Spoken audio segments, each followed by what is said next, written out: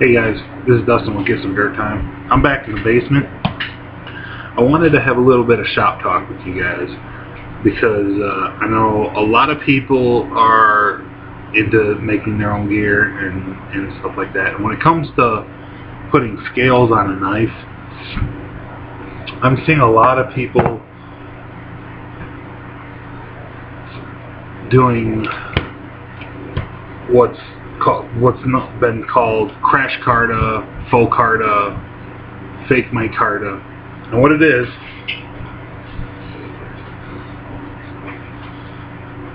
it's construction paper.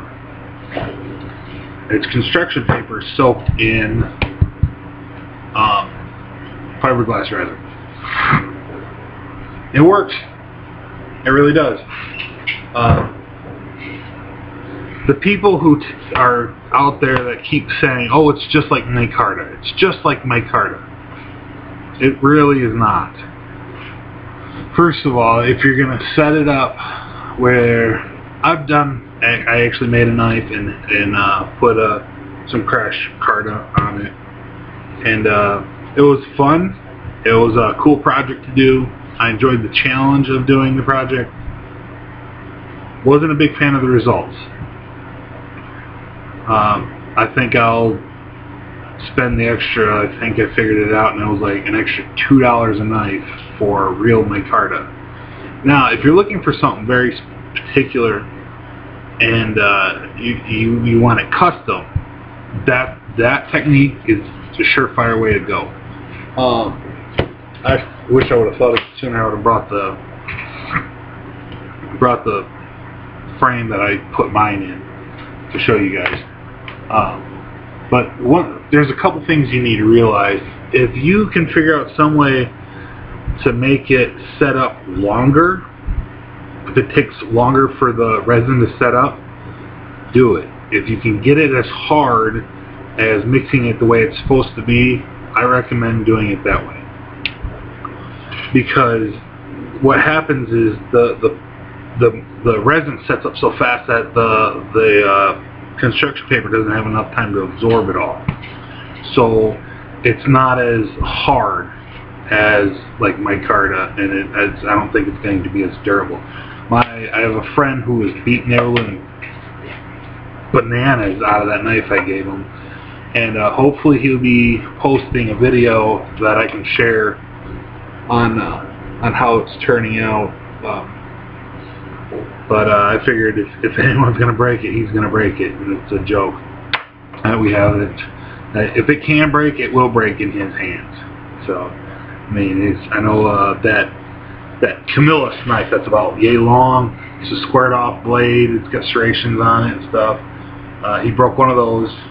I've seen time and time again those break. I wouldn't buy Camillus anymore for anything. I don't trust it. Gerber knives, don't trust those either.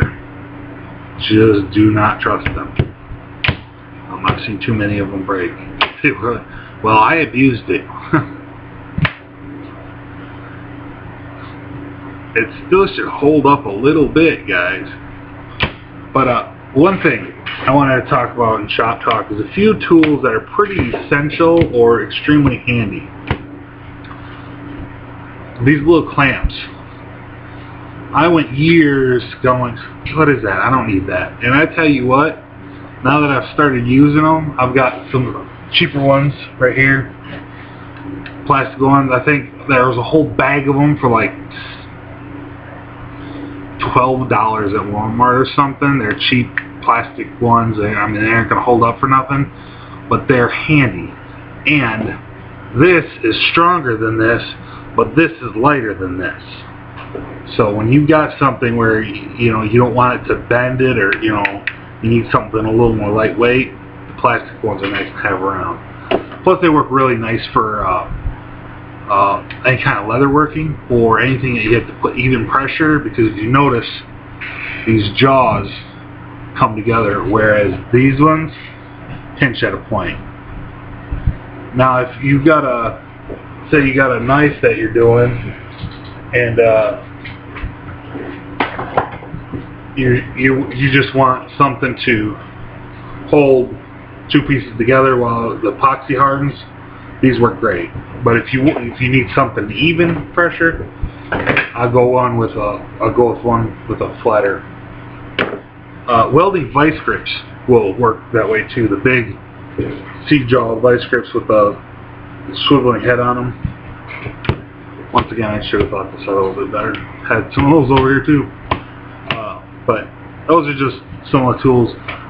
If you have to make a choice between an angle grinder and a bench grinder, go with an angle grinder. There's very little you can't do with an angle grinder that you can do with a bench grinder. But there is a lot you can't do with a bench grinder that you can do with an angle grinder. You can have cutting wheels, sanding wheels, grinding wheels, tile wheels, masonry wheels. You know, I mean, it's endless. And then if you want, you can clamp it to something, and then bam, you've got like a little modified bench grinder right there. Drill press. A cheap drill press is better than nothing at all. I mean, if you're setting up a shop for like do-it-yourself, or you're just like a little weekend warrior, don't spend a lot of money on the drill press. It's very inexpensive drill presses, still drill a straight hole. Now, if you're wanting to possibly think about selling what you're doing, then by all means, get a decent drill press. You know, get one where you can adjust the table to the specific pitch and lock it in place easy. You know, just, you know, you make your own judgment on that. But all I'm saying is a cheap drill press works well. It just doesn't work as fast. I have a very inexpensive drill press. It works great. I love it. But you can also buy Harbor Freight carries this like sanding drum for a drill. You know, it comes in a pack of 3 or something like that. That works awesome. You stick that in your drill press, put it on as fast as it'll go. You can shape knife handles and all kinds of stuff with that. It's amazing. I thought I had more. Quick clamps. I like this style from, once again, this is Harbor Freight again. Now if you notice this, it's got this little knob here. I can flip this, I can take this jaw off.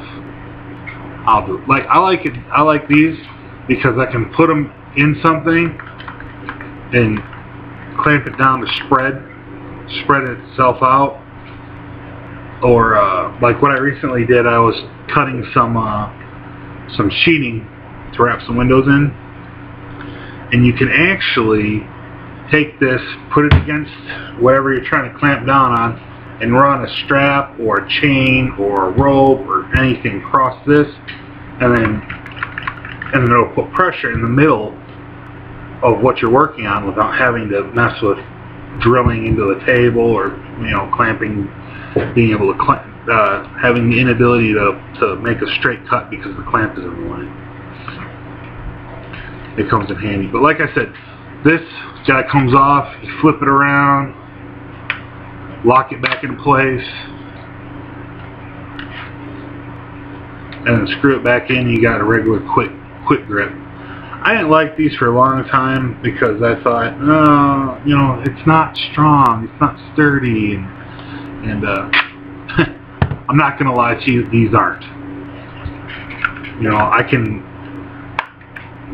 and then it doesn't. It starts to slip. But these, recently I picked up 2 packages of these guys because they're 4 for $20. They're the Irwin quick grips. They're super light. Well, not when you do it. They're super light, and I mean, you can get a lot of pressure on these. I mean, I don't even think you could leave they could get more pressure than you can tolerate to have on your hand, where those other ones start to slip when you do that. Well, that's just about it. This is a stick of red oak. This is a stick of poplar. Okay, you don't really get to see it very well because of my lighting situation. My lighting down here is horrid. It's extremely bad. It all washes me out. It's horrible. Anything I hold up that's even remotely not black is just washed out. Notice you can see the Top Fight emblem very well though. But these guys, everybody's wanting to say, oh, well, what do you suggest I use, and what do I want to use? I recommend using this. This stick of red oak is a 1/4 by 3 by 4 foot. I think that's it. Yeah. Now, I mean, it's a good looking wood, red oak. It's only it's under $6. It's like $5.89, $6. And that'll make like 1, 2, 3, 4, 5 to 6 handles, depending on the size of the handle. I've used this on several knives, several projects. This stuff works great. And the best part is, if you like the older look or like a distressed look, you just hit it with a torch. And the grain just pops. It just jumps out because it burns at different temperatures. So when you just give it a lick and a promise with a torch, it will some of the grain will darken or char, and the other grain will just stay the same. Then you hit it with like a really deep gold or like a reddish stain, and it looks amazing when it's all said and done. I'll try and link a picture of what I'm talking about to the Get Some Dirt Time Facebook page. Excuse me. But yeah, that's it, guys. Just a couple little things that I always recommend. That I'm trying to recommend to anybody that'll listen. Oh, hand sander. Flip it upside down, clamp it down, and then you've got a table sander. I mean, I have done several projects on this. It works phenomenally. I think this is a Harbor Freight special. I think it was like $30. It may have been more than that. I don't remember. But yeah, thanks for watching, guys. Please like, subscribe, comment, share, or don't. I just hope I could get a few tips out there and help someone out who's stuck in something right now and is looking for a quick fix. So stay tuned, guys. I'll be coming back with another video right away. I'm gonna do a review on my EDC knife. Stay tuned.